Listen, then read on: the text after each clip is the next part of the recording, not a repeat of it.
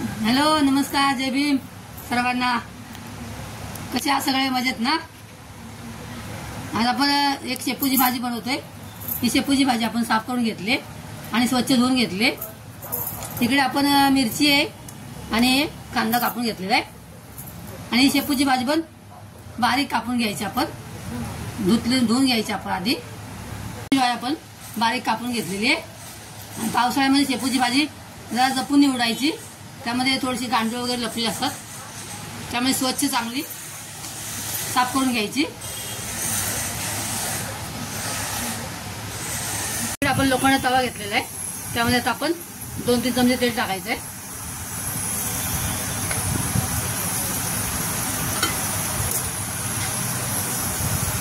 तेल तापल्यानंतर आपण त्यामध्ये कांदा टाकणार आहोत.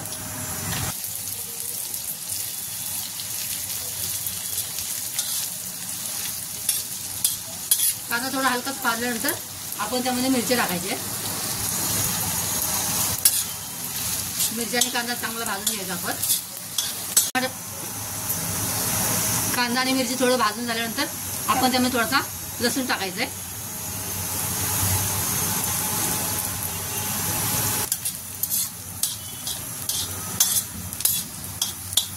मुगाची डाळ 10-15 मिनिटं भिजत ठेवलेली.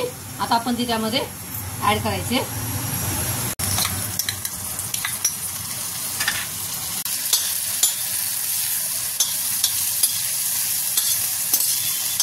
अर्धा चमचा मीठ टाकायचंय.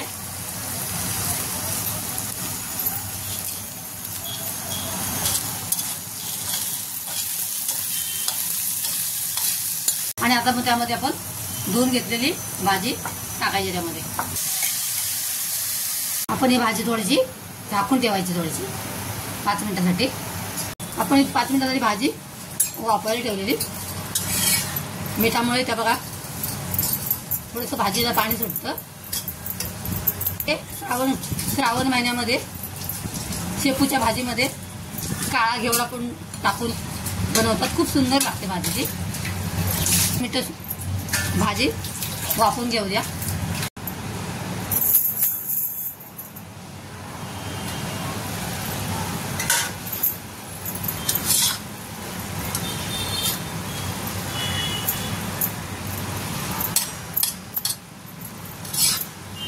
जी आपली तयार आहे.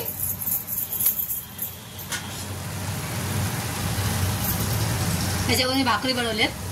शेपूची भाजी आणि भाकरी खूप सुंदर लागते. या शेपूच्या भाजीमध्ये मी कधी कधी बारीक तांदळाची कणी पण टाकते.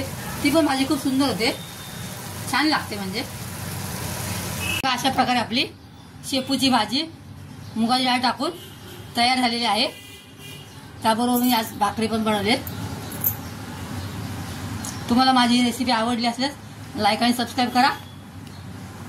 अशाच परत भेटूया अशाच एका नवीन रेसिपीसह. तोपर्यंत बाय. Thanks for watching.